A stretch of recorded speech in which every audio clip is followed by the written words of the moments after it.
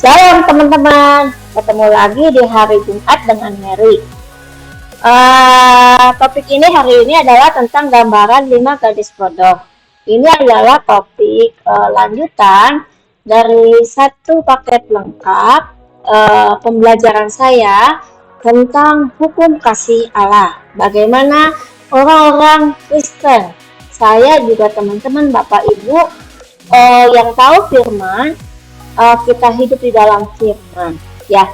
Nah, hari ini gambarnya saya ambil latar belakangnya, ini ada orang yang lagi di perahu ya, di tengah lautan, gak tahu kalau mau kemana gitu ya, targetnya apa, kemana tujuannya. Dan yang satu lagi pusing nih gambar. Jadi kira-kira seperti itu gambaran 5 gadis bodoh hari ini. Sebelum kita masuk ke dalam topik, kita berdoa dulu. Bapa yang Maha Baik, terima kasih kami boleh mengenal firman, kami boleh kembali belajar firman. Kau yang memberkati saya, yang membagikan saat ini, Roh Kudus yang menolong, Bapak Ibu juga teman-teman yang mendengarkan dan memberkati dan memperlengkapi sehingga kami boleh mendapatkan pemahaman yang lengkap dan sungguh berguna dalam kehidupan kami. Terima kasih Bapak, dalam nama Tuhan Yesus. Haleluya. Amin. Oke. Gambaran 5 gadis bodoh. Konsep ini kita ketemunya, Bapak Ibu pasti udah ketemu juga ya. Itu di ilustrasinya Matius, di mana itu ada 5 gadis bodoh dan 5 gadis bijaksana ya. Nah, dari kedua kelompok orang-orang itu, gadis-gadis itu semuanya menginginkan hal yang baik dari Allah. Nah, sama seperti saya juga menginginkan hal yang baik dari Allah. Dan hal yang baik dari Allah itu, Rasul Paulus menuliskan tentang sesuatu yang gak pernah dilihat mata, sesuatu yang gak pernah timbul di hati, gak pernah didengar sama di kuping gitu ya. Tapi Allah mau menyediakan nih bagi kita, bagi saya dan teman-teman dan Bapak Ibu. Nah, lalu kalau kita mau baca lagi nih di Yesaya 64, 65, itu ada penjelasan. Apa sih hal yang baik dari Allah? Oh, itu tentang konsep langit baru, bumi yang baru. Katakan, sebab sesungguhnya aku menciptakan langit yang baru dan bumi yang baru. Nah, kalau dulu di Kejadian 1 juga Allah sudah menciptakan. Kalau ini ada konsepnya langit baru, bumi baru, artinya yang kemarin itu yang di Kejadian artinya yang lama, langit lama, bumi yang lama. Nah, dibilang hal-hal yang dahulu tidak akan diingat lagi dan tidak akan timbul lagi dalam hati. Ada sangat berbeda antara langit yang lama, bumi yang lama, sama langit baru dan bumi yang baru. Perbedaan sangat jelas dan sangat signifikan adalah sukacita. Ada kegirangan di dalam langit yang baru, bumi yang baru.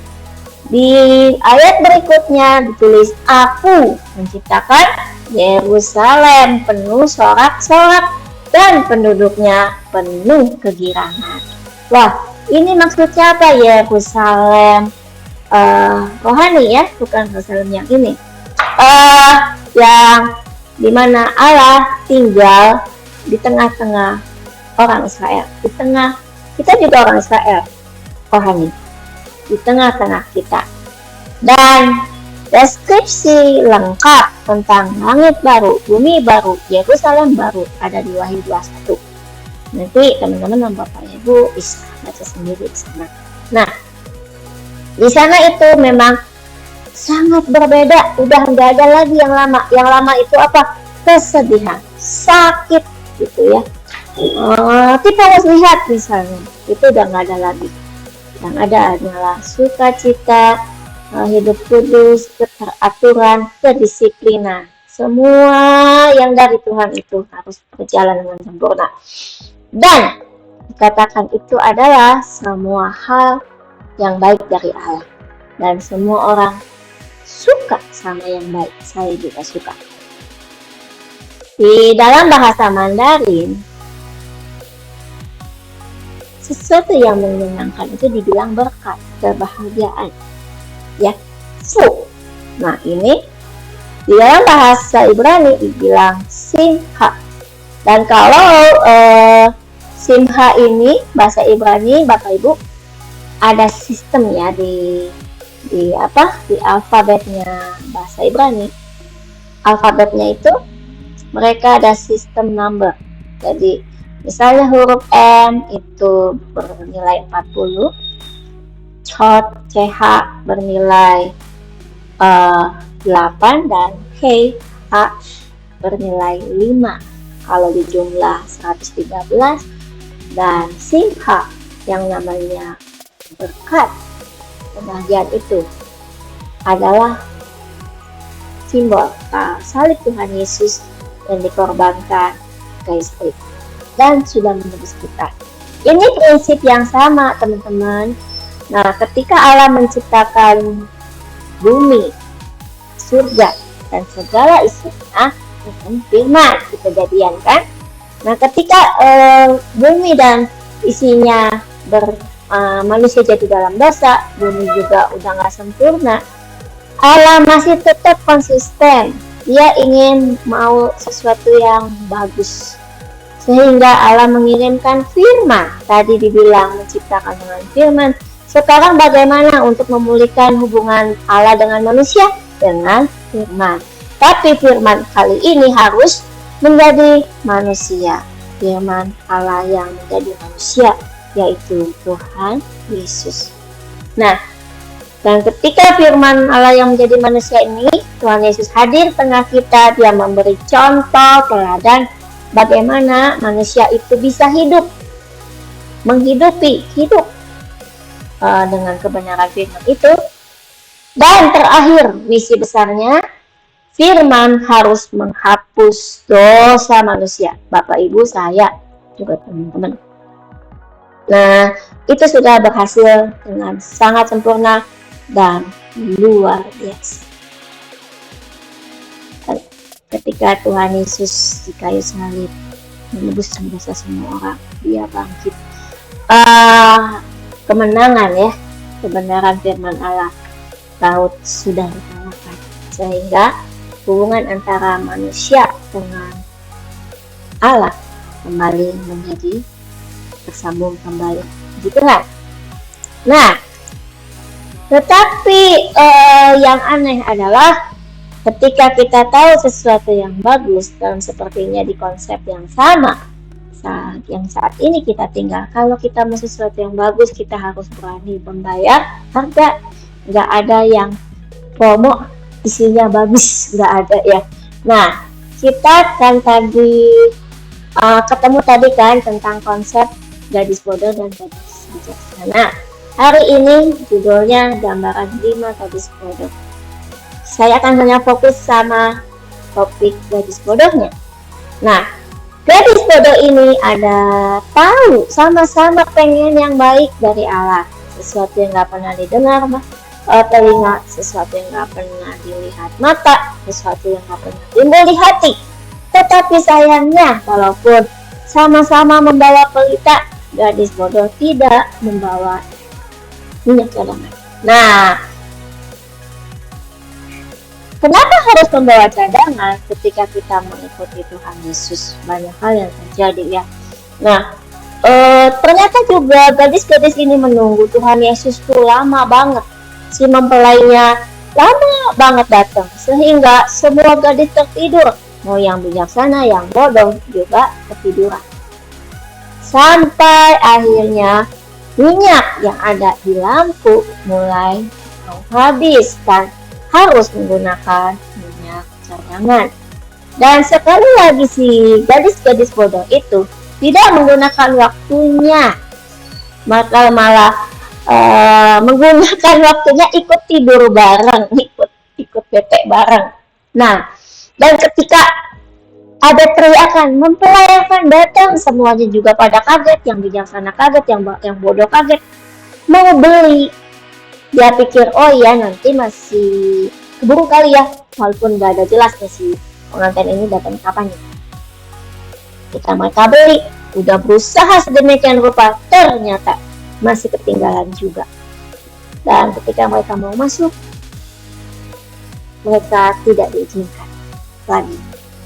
Nah, dari perumpamaan itu setidaknya ada 5 hal yang saya perhatikan ya. Jadi poin utama tentang gadis-gadis, tentang mempelai laki-laki, tentang pelita, lampu, ya, minyak, dan ruang perjamuan kawin. Jadi ada 5 hal di sini. Gadis-gadis bodoh tahu pengen yang baik, tapi malas mengupayakannya. Kita akan lihat di cerita yang lain. Ada di sini namanya Yesaya 25 ayat 1-5 ya, Nabi Yesaya. Ini adalah tulisan Nabi Yesaya yang doanya Nabi Yesaya bersyukur. Saya akan baca ucapan syukur karena musuh sudah musnah. Yesaya memulai doanya demikian. Ya Tuhan, Engkaulah Allahku, aku mau meninggikan Engkau, mau menyanyikan syukur bagi nama. Ini ekspresi emosi dari Nabi Yesaya. Nabi Yesaya begitu setianya menunggu dalam penderitaan, dan akhirnya Tuhan datang memberikan keselamatannya, jadi pemenang. Dikatakan, sebab dengan kesetiaan yang teguh Engkau telah melaksanakan rancanganmu yang ajaib yang telah ada sejak dahulu. Ya, ketika Allah berjanji kepada kita, Allah berjanji kepada Nabi Yesaya, tidak pernah mengecewakan, pasti akan terkonfirmasi. Tapi waktunya kapan ditunggu-tunggu, dan Yesaya berhasil menunggu hal itu. Dia termasuk kelompok gadis bijaksana. Nah, sebab Engkau telah membuat kota itu menjadi timbunan batu. Waduh, itu bangsa Israel pada menangkap janji. Bangsa yang pilihan ya dari Tuhan. Tetapi entah mengapa ada waktu Israel dibiarkan Yerusalem menjadi kota timbunan batu. Kota yang berkubu itu menjadi reruntuhan. Kota yang punya benteng-benteng kok jadi reruntuhan ya. Terus dari orang luar nggak lagi menjadi kota, tidak dibangun lagi untuk selama-lamanya. Dibiarin aja gitu. Oleh karena itu, suatu bangsa yang kuat akan memuliakan Engkau. Wah, bangsa yang mana yang kuat? Bangsa yang setia menunggu kedatangan Tuhan. Bangsa yang isinya gadis-gadis bijaksana ya. Kota bangsa-bangsa yang gagah akan takut kepadamu. Mereka menaruh otoritas semuanya di bawah Tuhan Yesus. Sebab Engkau menjadi tempat pengungsian bagi orang yang lemah. Nah, bagi orang yang miskin dalam kesesakannya. Perlindungan terhadap angin ribut, naungan terhadap panas terik. Sebab amarah orang-orang yang gagah sombong itu seperti angin ribut di musim dingin dan panas terik di tempat kering. Jadi buat orang-orang yang setia menunggu Tuhan, Allah itu menjadi tempat pengungsian. Udah lemah banget kan, gak berdaya, miskin, mengalami kesesakan, haus, lapar, tapi Tuhan kasih makan, kasih minum, kasih perlindungan. Ada angin ribut, Tuhan kasih proteksinya ya. Pas panas juga Tuhan kasih supaya nggak terlalu panas kitanya. Mas ini angin ribut di musim dingin, panas terik juga Tuhan tolongin orang-orangnya. Dan ketika bangsa-bangsa lain di luar sana sedang berteriak, mungkin sedang menakut-nakuti orang Israel, kegaduhan orang-orang luar kau diamkan. Seperti panas terik ditiadakan oleh naungan awan, demikianlah nyanyi orang-orang yang gagah sombong ditiadakan. Wah, orang-orang yang tadinya kalah. Jadi ingat saya teh bagaimana tuh ya apa yang perang Ukraina dengan saya. Mereka kan Rusia sebagai orang-orang yang gagah sombong ya. Tapi ada anak-anak Tuhan di Ukraina. Tuhan menolong mereka. Ya, mungkin dengan mengirimkan bala bantuan. Ya kan saat ini orang Amerika juga menolong orang Ukraina. Dan kalau nggak salah saya terakhir, Ukraina Rusia mungkin dalam level yang mungkin sama kuat mungkin ya sekarang ya, karena namanya ada yang backup. Nah, dari doa Nabi Yesaya ini, saya membagi dua hal. Ada orang-orang lama di sana yang menantikan kedatangan Tuhan untuk membebaskan kota dari musuh. Dan bangsa-bangsa yang kuat itu yang takut Tuhan, gagah, memuliakan Tuhan. Jadi bangsa yang kuat, yang gagah itu harus memuliakan dan takut Tuhan. Tapi beda dengan yang tadi di sini nih, yang sombong. Ini ilustrasi saya ya, yang saya menangkap. Kalau kita kuat, kita gagah, kita harus memuliakan takut Tuhan. Karena gagah dan kuat hanya dari Tuhan. Dan di tempat Nabi Yesaya ini dan orang-orang Israel, ada banyak orang-orang yang sangat lama menantikan kedatangan Tuhan Allah untuk membebaskan mereka dari tangan musuh yang jahat. Oleh karena itu sangat lama menunggu, sehingga akan muncul ya kemungkinan ya. Ini pemahaman saya tentang Yesaya 25 ayat 1-5. Ada orang-orang dalam penantian dan penderitaan itu muncul orang yang tetap bersemangat, punya harapan. Ada juga orang yang sudah hilang semangat, nggak punya harapan lagi. Ada muncul dua kelompok. Kalau yang tengah-tengah kayaknya nggak mungkin, cuma dua menurut saya. Tapi kalau teman-teman bisa nambahin juga boleh. Kemudian orang-orang yang memiliki harapan kepada Tuhan, dia ketika Tuhan datang memberikan perlindungan, pengungsian, dia akan berkata dan nyata di dalam sikapnya untuk bersyukur. Itu yang diharapin ya kan. Tuhan Yesus terima kasih baik. Tapi gimana kelompok orang-orang yang udah lama di penderitaan itu, menunggu dengan lama kepada Tuhan, terus akhirnya nggak datang, udah lama. Ketika Tuhan datang, dia cuma bilang apa? Mungkin ya lu telat sih, aduh Tuhan telat gitu, Tuhan telat nolongin aku, udah sampai compang-camping ini gitu ya. Artinya apa?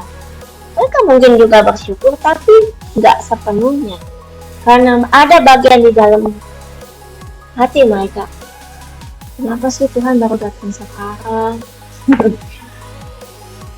Jadi itu modal bersyukur yang saya bilang nggak boleh dan tidak seharusnya. Karena Allah bilang kita harus jadi orang yang benar-benar bersyukur. Jadi kita percaya kapan Tuhan datang, ya Tuhan tahu gitu. Dan kenapa kita harus ada di dalam waktu penantian nunggu itu? Ya karena ada proses pembelajaran. Ya, baik kita, orang sekitar kita, lingkungan kita, ya kan? Nah, sekarang saya ngambil lagi contoh di Yohanes 5 ayat 1-18 tentang orang lumpuh yang di kolam Bethesda. Nah, secara singkatnya, ini orang udah lumpuh sakit selama 38 tahun. Tapi dia masih punya harapan, tetap nunggu di kolam Bethesda. Walaupun dia udah 38 tahun nunggu, dia juga memang ngerasa, aduh diabain nih, orang-orang tinggal nolongin gue. Semua orang buru-buru masuk, gue tinggalin, gue ketinggalan mulu.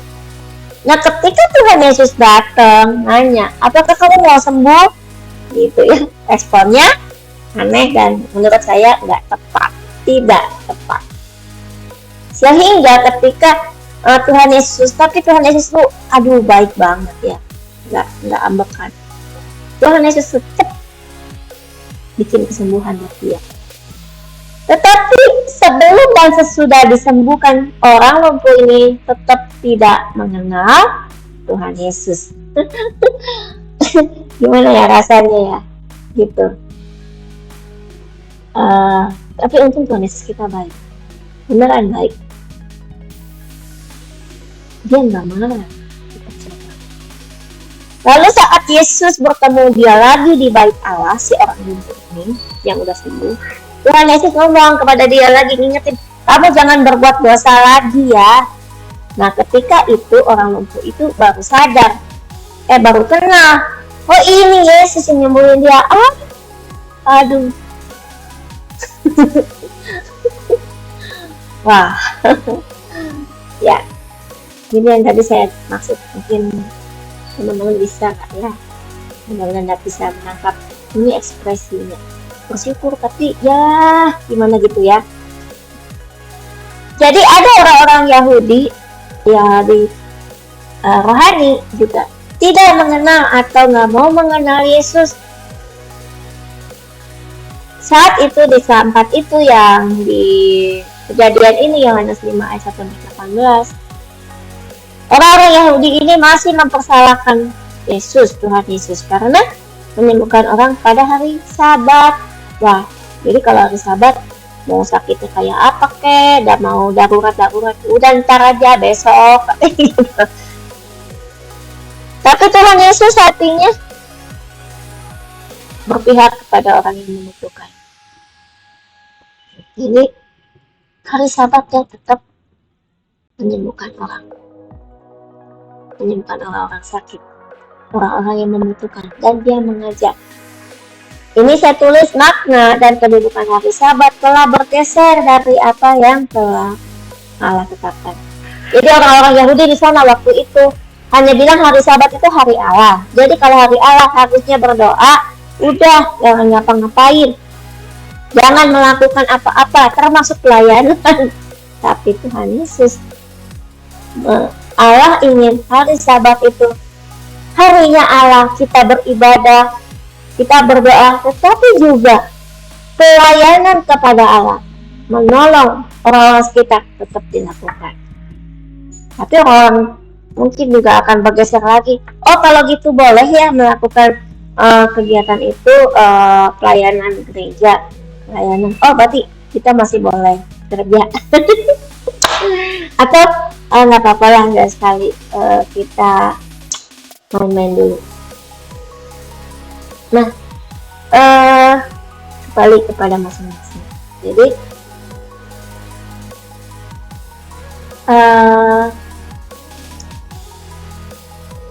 kalau ada yang salah dari saya mengartikan ini, teman-teman bisa bantu. Jadi hari Sabat adalah hari kita memuliakan Tuhan, beribadah, berdoa, istirahat yang pasti dari kerja capek, belajar firman ya, sungguh-sungguh mendengarkan firman, berfellowship, saling menguatkan. Kan pas hari Sabat itu apa? Kita ketemu teman kita kan, saling support, mendukung, doa, apa kabar, ayo kuat, ayo kita beribadah bersama gitu kan. Kalau hari lain kan kita udah sibuk kerja ya. Tapi kan artinya gini, memang saya juga tidak menutup kemungkinan di zaman teknologi ini ya, itu orang jadi bisa kerja 7 hari dalam 24 jam untuk 7 hari. Itu tetap ada kayak yang bekerja IT gimana ya kan. Nah jadi ini pun saya juga belum bisa menjawabnya teman-teman, tapi Kalau misalnya kita memang sangat repot ya, kali-kali saya juga bekerja di hari Minggu, nggak bisa meninggalkan. Tapi biarlah itu hari ketika kita bekerja, hati kita penuh dengan masih ingat tentang hari Sabat itu. Atau yang kedua, kita menggantikan atau mengalihkan hari Sabat di hari yang lain. Ada waktu khusus kita untuk Tuhan. Tapi seperti itu sementara ya, karena zaman sudah berubah, jam kerjanya juga jadi panjang dan jadi sangat fleksibel ya. Apa yang dibilang hari Sabat? Memang Alkitab menuliskan hari Sabat itu hari ke-7, tetapi tidak dijelaskan hari Sabat itu sama dengan hari Minggu atau hari Sabtu. Memang kebiasaan orang Yahudi, hari Sabat itu dianggap hari Sabtu, sedangkan orang-orang Katolik menganggapnya itu zaman Roma ya, dianggap itu hari Minggu. Sedangkan di zaman sekarang, zaman teknologi, itu akan sangat sulit menetapkan hari Sabtu atau hari Minggu sebagai hari Sabat. Tapi intinya adalah saya ingin teman-teman, Bapak Ibu, menetapkan dan sungguh-sungguh gitu loh ya. Soalnya hari Minggu ini nggak bisa. Oh ya, nanti deh saya mau ganti. Saya akan bikin hari baru. Hari Rabu saya bikin hari Sabat. Sungguh-sungguh. Jangan nanti lewat lagi gitu ya. Sangat membingungkan. Nah, sekarang kita masuk ke topik gadis-gadis.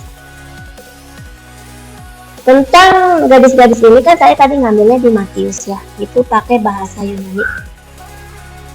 Itu namanya Parthenos virgin, gadis-gadis yang masih murni ya pikirannya, jadi jangan bentuk fisik dan melihatnya. Emang dia ngertiinnya a young woman, a virgin. Terus yang bapak-bapak gimana? Nah, di dalam tatanan bahasa Ibrani dan Yunani ada kelompok kata dibagi secara gender, feminin, maskulin, dan netral. Nah, ketika kita melihat di Kejadian, selalu untuk bapak di surga memakai gender maskulin, sedangkan untuk manusia dipakai feminin. Nah, jadi saya ingin menjelaskan ini bahwa kita nggak bisa, saya bilang ini tidak bisa diartikan benar-benar perempuan. Ini karena adalah ilustrasi. Karena ilustrasinya gadis-gadis itu menunjuk kepada jemaat-jemaat Tuhan. Ada laki-laki dan perempuan, ada yang tua dan muda, semuanya ya, bukan harus a young woman atau a virgin. Dan yang virgin ini apa? Murni. Yang saya ngertiinnya murni. Belajar firman Tuhan, mengambil firman Tuhan, melakukannya, menghidupinya secara murni. Virgin, dari motivasi juga yang murni. Jadi semuanya bersih, kudus, dan murni ya. Nah, kemudian ada kata bodoh ya, itu bahasa ininya bahasa bodoh di Amsal 1 ayat 7. Saya mau cari tahu apa sih bodoh itu ya. Di Amsal 1 ayat 7 keluar kata moros Ibrani, karena kalau tadinya nama itu pakai bahasa Ibrani. Dan sesuatu yang bodoh itu juga moros di Matius itu kan ada gadis-gadis bodoh. Ini bahasa Ibrani Yunani ya, moros ya, artinya bodoh. Tetapi kata bodoh di dalam Perjanjian Lama di Amsal ditulis kebodohan juga. Ditulisnya evil bukan maksudnya yang bahasa Inggris, bukan, tapi memang ini bacanya evil. Nah, kemudian apa itu Hieronymus. Nah, yang bijaksana, gadis-gadis bijaksana ini saya masukin ya. Gadis-gadis yang untuk membedakan yang bodoh sama yang bijaksana. Gadis-gadis yang bijaksana ini dibilang secara praktek memperlakukan praktek yang bijaksana dan sangat sensitif, dan sensitif masih sensibel. Responnya bagus. Dia punya pemahaman atas kata-kata dan dia sadar, dan dia juga memiliki pengetahuan, tahu bagaimana hikmat instruksi, memberikan perintah yang penuh hikmat. Penilaiannya juga, bobotnya juga, itu ada di Amsal 1 ayat 2. Nah, ini Amsal itu ngomong soal ada di Perjanjian Lama, bahasa Ibrani. Dan kalau dibilang satu understanding, pengertian, itu sesuatu yang kita harus sadar, bukan misalnya dapat sesuatu yang telan aja. Sama seperti saya membagikan ini adalah pembuka ya, makanan pembuka. Jadi teman-teman, Bapak Ibu harus tetap menggali lagi. Dan orang-orang yang memiliki pengertian, pemahaman, dan memiliki kesadaran, itu orang-orangnya harus memiliki kedisiplinan. Dia mencari apa sih, pengen tahu gitu ya. Kemudian hikmat, tadi pengertian, sekarang hikmat, itu pengetahuan yang untuk dapat menilai sesuatu ya atas dasar tadi pengertian, juga atas kesadaran, juga tahu dasarnya kenapa sesuatu ini harus dibilang baik atau tidak baik. Jadi secara ringkasnya, kalau yang namanya pandai, bijaksana, berarti kelompok ini pasti memiliki pemahaman sama kesadaran diri atas keberadaan firman Allah. Jadi firman kata begini, misalnya tentang yang saya suka, ampunilah musuhmu, gitu ya. Dia punya kesadaran diri atas keberadaan kenapa perintah itu Allah memberikan kepada kita. Sadar ada kebergunaan firman bagi diri kita, memberikan kegunaan kehidupan. Orang-orang yang misalnya tadi firman ampunilah musuhmu, itu akan sangat berguna. Kenapa gunanya? Orang yang bisa mengampuni musuhnya akan hidup dengan sukacita penuh, nggak ada sakit hati lagi, bebas kan. Kalau dia nyimpen kesebelan, ya nggak bisa, mau doa aja susah.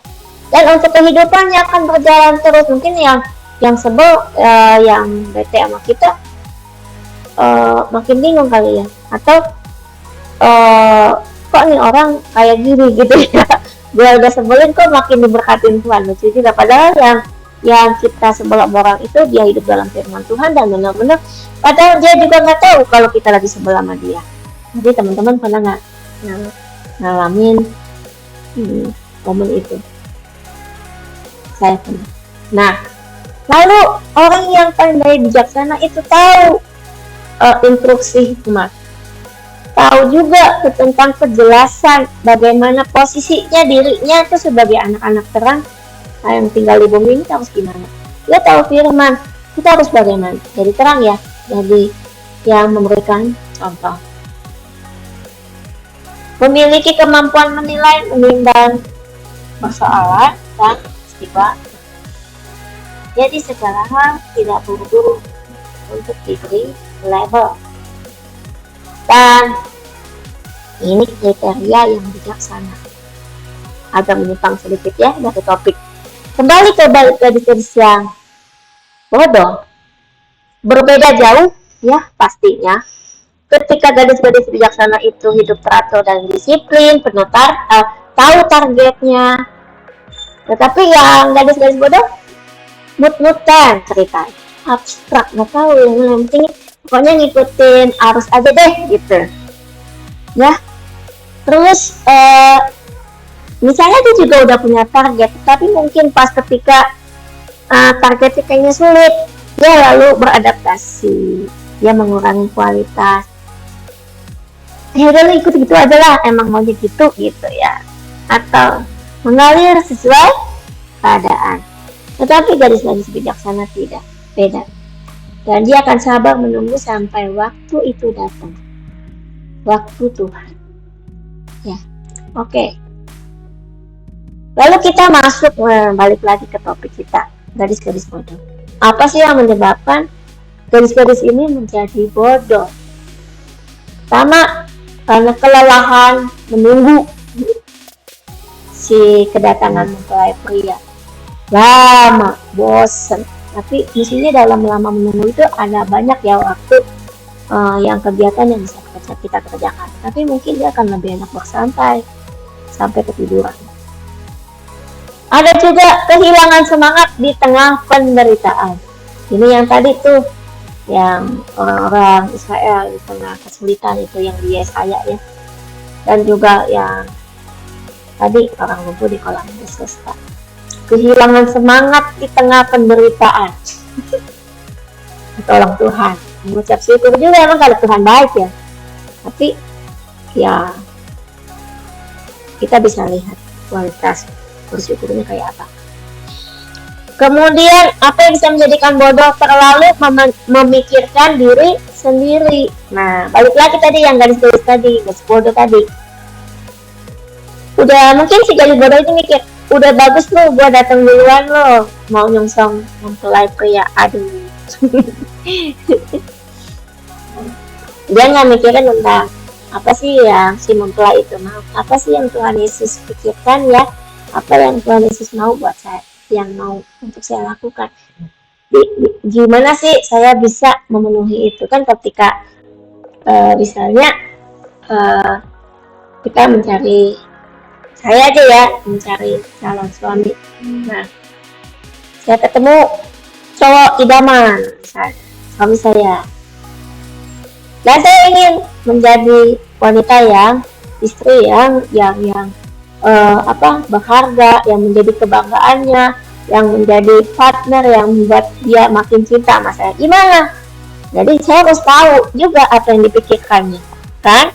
Apa yang dia mau bikin apa gitu loh. Rencananya kan kita penolong kan. Lalu bagaimana saya bisa memenuhi itu?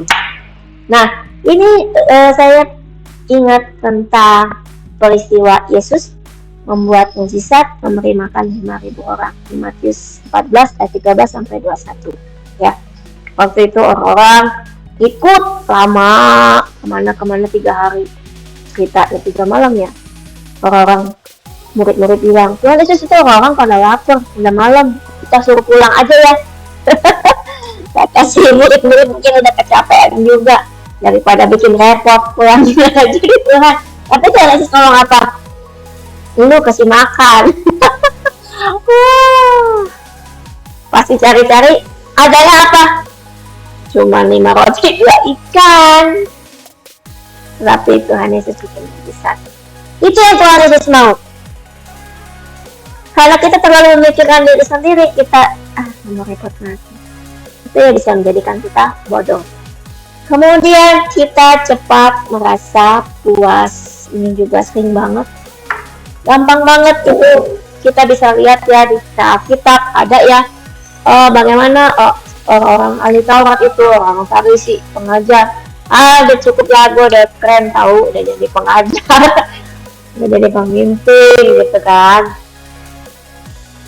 Makanya di Rasul Paulus tuh nulis surat ke Timotius, ada di 1 Timotius 3 ayat 1-13, mengatur tentang bagaimana penyelidik jemaat, bagaimana diakon, bagaimana pengajar, ya lain-lain gitu. Kemudian tentang hal yang cukup merasa puas ini, ya ada juga kan di Perjanjian Lama, Nabi Elia misalnya, nggak satu pun anak-anaknya mengikuti jejak ayahnya. Bisa jadi menurut saya itu adalah kepuasan Nabi Elia, sehingga dia sudah puas dengan keberhasilannya sampai dia nggak bisa menolong atau mengarahkan anak-anaknya untuk mengikuti jejak ayahnya. Kemudian juga di Lukas 12 ayat 13 sampai 21 ada ilustrasikan orang kaya yang bodoh. Orang kaya yang bodoh. Katanya tenalah haji waktu situ ada timbunan beras, timbunan uangku di situ banyak ya. Kita teman-teman bisa baca sendiri. Jadi udah merasa puas, punya uang banyak, pokoknya udah bisa memberikan kehidupan gitu ya. Padahal duit uang nggak masuk dalam keadaan surga, darah dan daging juga nggak masuk keadaan surga kan. Kalau kita ngomong soal uang berdasarkan keselamatan ya tubuh fisik ya, darah dan daging, tapi yang Tuhan yang masuk dalam ininya Tuhan apa? Roh ya, jiwa. Nah kemudian apa lagi yang menyebabkan kita menjadi bodoh, perempuan itu menjadi bodoh, gadis-gadis itu menjadi bodoh? Terikat pada fokus yang salah gitu. Mungkin aja gadis-gadis yang tadi yang nggak menyiapkan minyak bilang, kan yang penting gue udah dateng, ya kan, udah bener. Dan lagian juga dia nggak bilang harus bawa minyak cadangan. Jadi dia udah merasa kemuliaan diri sendiri bukan pada Yesus. Tadi kan bilang ya di 1 Timotius 6 ayat 1-10 ada soal penyakit kesilat kata dan cinta uang. Kemudian apalagi yang bisa membuat kita menjadi bodoh? Gadis-gadis itu bisa bodoh karena terikat pada persepsi negatif pada diri sendiri kepada orang lain. Mungkin ngerasanya sih gue udah bawa lampu yang apa tuh tempat, misalnya tempat minyaknya udah gede banget nih ceritanya, pasti cukup ya pasti orang lain soalnya yang kecil, kalau kita makanya udahlah nggak perlu pakai cadangan, mungkin gitu pikirannya ya. Ini juga saya jadi ingat satu peristiwa ketika Petrus suatu saat merasa mampu mau menolong Yesus supaya nggak disalib. Tapi kan itu adalah persepsi negatif ya, nggak tepat, karena yang Petrus pikirkan hanya fisik, keselamatan fisik, bukan gambaran keselamatan gede Allah, rencana Allah, bukan. Nah, sekarang kita akan masuk tentang mempelai laki-laki. Kenapa yang gadis-gadis bodoh itu akhirnya kan nggak boleh masuk ya? Tentang mempelai laki-laki, udah pasti kan mempelai laki-lakinya itu Tuhan Yesus, kita adalah jemaat. Tuhan Yesus tuh menginginkan kita menjadi kualitas yang baik gitu loh, pasti pandai, dewasa ya. Kalau kita jadi jemaat yang pandai, bijaksana, disiplin, teratur, memiliki paket tujuan hidup bagi diri sendiri dan kebersamaan hidup dalam pernikahan. Jadi jemaat tahu ikut Tuhan, beribadah, apa sih yang kita mencapai, terus kebersamaan ketika kita sudah sama Tuhan pas kami taruh baru itu juga sudah bisa membawa dirinya dengan baik. Kemudian bagaimana dengan dewasa, mampu memutuskan, memberikan tindakan respon atas persoalan yang sedang dihadapi, yang akan datang, dan juga tanggung jawab menyelesaikan tugas. Jadi ya ketika kita beribadah menjadi jemaat pelayan juga termasuk ya, para pelayan juga nggak perlu disuruh-suruh lagi, nggak perlu didorong-dorong lagi, nggak perlu diinget-ingetin lagi, ya semuanya udah tahu. Nah, kemudian tentang pelita, si gadis bodoh ini, yang kelompok gadis bodoh, untuk ini pelitanya nggak nyala, harusnya nyala kan. Nah, pelita itu di Amsal 20 ayat 27 dibilang, roh manusia adalah pelita Tuhan yang menyelidiki seluruh lubuk hatinya, bukan jiwa ya, roh. Jadi ada roh Tuhan. Ini suatu kejadian, di kejadian Allah menciptakan manusia, Allah menghembuskan nafasnya ke hidung, Adamnya bangun hidup, ya kan? Nah, ada roh Tuhan di dalam Adam. Tapi ketika dia jatuh dalam dosa, jadi yang lebih banyak berperan adalah jiwanya, pikirannya si Adam. Oh, nggak diambil main. Nah, roh Tuhan yang titipin itu adalah pelita yang menyelidiki isi hati dalam kita. Gimana cara menyelidikinya? Ya otomatis kita juga harus baca firman. Jadi connect ketika roh ngomong tentang A, oh iya kita ngerti, kita pernah baca firman. Tapi kalau kita nggak baca firman, cuman oh kita ada roh Tuhan, gimana ya caranya? Kan nggak itu juga nggak nyambung ya. Harus ada connectnya. Nah, di Yesaya 11 ayat 2 tentang kandil, lampu kandil. Ini tengahnya adalah roh Allah. Roh Tuhan itu yang dititipin itu ke kita. Itu ada 7 roh dalamnya. Ada roh Allah, ada roh untuk mengerti tentang apa yang Tuhan mau. Firman. Kalau nggak baca firman gimana sih ya? Kemudian hikmat. Balik lagi harus tahu firman. Konsep itu yang memberikan konsep bimbingan ya, pertimbangan. Nah, harus berdasarkan firman juga, harus berdasarkan wisdom, hikmat dan pengertian. Pengetahuan juga harus ada. Terus harus takut sama Allah, kalau punya menghormati gitu loh, dan memiliki kekuatan ya. Roh yang berani, bukan roh yang takut. Bukan, Allah tidak memberikan roh yang penakut. Jadi di dalam kita ada roh Tuhan, itu adalah pelita. Roh Tuhan yang ada pada manusia itu adalah pelita. Ketika pelita itu benar-benar nyala, kita akan jadi penyembah yang benar, menyembah Bapa dalam roh dan kebenaran. Yohanes 4 ayat 23-24. Hidup dipimpin oleh roh, nggak maunya kita sendiri gitu. Galatia 5 ayat 25. Terus kalau kita melakukan pekerjaan pelayanan, ya tetap dipimpin sama roh. Ya tanya kalau ketika Tuhan mau, bikin, enggak, ya udah. Di 2 Korintus 3 ayat 2-12. Jadi kita hanya melakukan apa yang diminta roh untuk saya kerjakan. Ya, ada kerjasama. Roh berkata, saya lakukan. Roh tidak berkata, tidak saya lakukan. Terus, gimana kita mengerti apa yang roh katakan dan tidak katakan? Baca firman. Gak mungkin tidak baca. Harus baca. Nah, kita akan masuk tentang minyak ya. Minyak itu di bahasa Yunaninya, elaion, itu artinya minyak zaitun, bukan minyak kelapa, minyak zaitun. Lalu, tapi kalau di Ibrani itu dibilang semen, lemak dari lemak daging. Udah berubah fungsi ya. Tuhan itu bukan bakaran kan waktu itu, ya kan?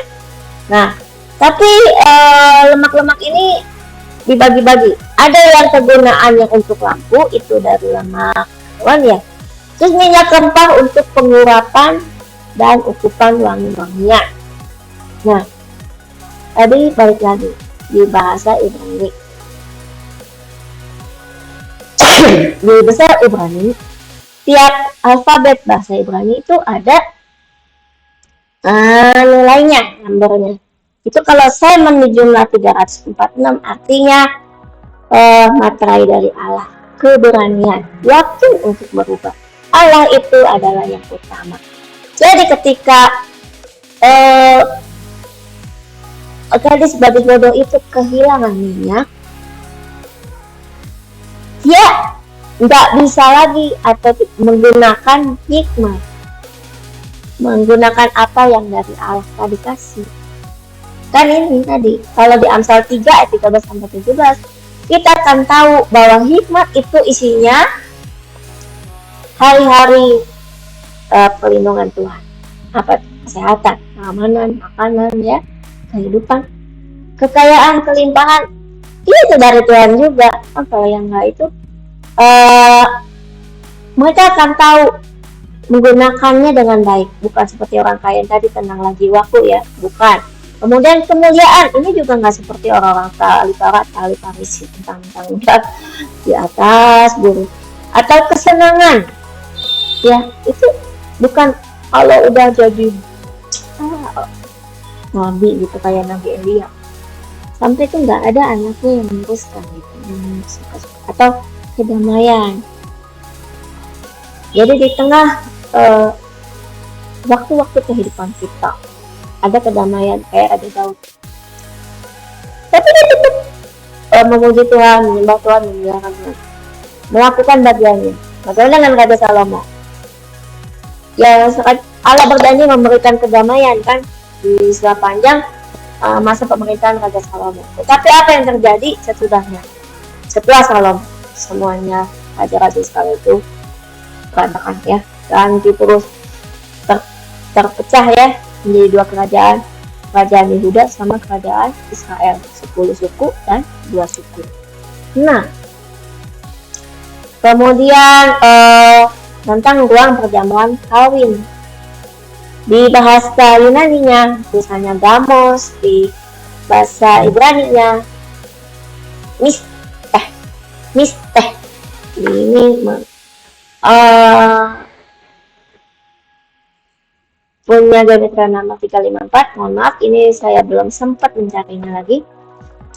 Tetapi tentang perjamuan kawin, Wahyu 19 ayat 9 menuliskan tentang ada suatu hari perkawinan anak domba telah tiba.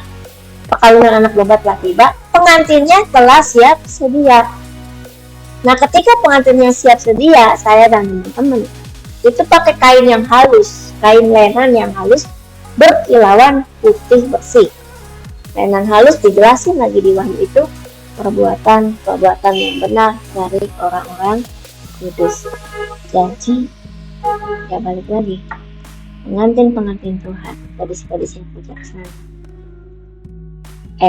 Iya, harus yang hanya bisa masuk. Gadis-gadis bodoh tidak melakukan bagiannya, waktunya habis, sehingga gedor-gedor mobil udah nggak bisa lagi, ya. Nah, sekarang saya simpulkan tentang gadis-gadis bodoh. Itu orang-orang jemaat atau bukan jemaat, pokoknya orang yang sudah mengenal firman, mengenal kebenaran firman, atau mungkin dapetin salib Tuhan Yesus, udah dapat pengampunan dosa, berarti udah dapat kesempatan, ya, menjadi kandidat kita.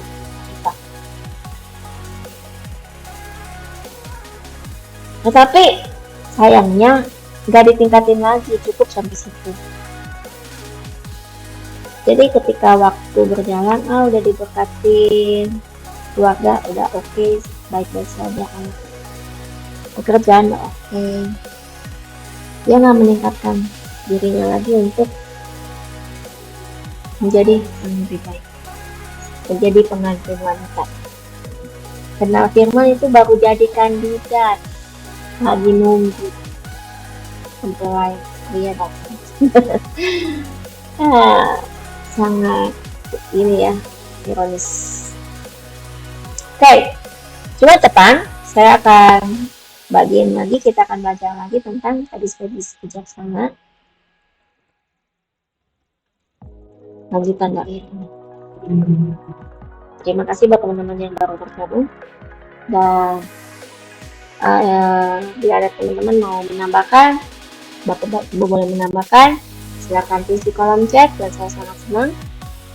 Dan bila ada kekeliruan juga tinggal tulis, saya akan mencoba memperbaikinya, melihatnya lagi. Terima kasih kepada Tuhan Yesus ya, yang Roh Kudus yang telah menolong kita dan kesempatannya kita dalam mengenal kita berdoa. Bapa yang Maha Baik, terima kasih atas segala kebaikan dan kemurahan-Mu. Roh Kudus yang menolong memimpin kami, firman yang menjadi penuntun hidup kami sehari-hari. Terima kasih Bapa. Terima kasih Bapa, terima kasih Roh Kudus. Biarkan kami boleh Tuhan untuk berhati-hati dan berwaspada, dan biarkan kami semakin semangat dengan Tuhan, dan kami boleh menjadi inspirasi. Terima kasih Bapa, terima kasih si Roh Kudus. Haleluya, amin. Oke teman-teman, sampai ketemu hari Jumat depan. Yesus memberkati.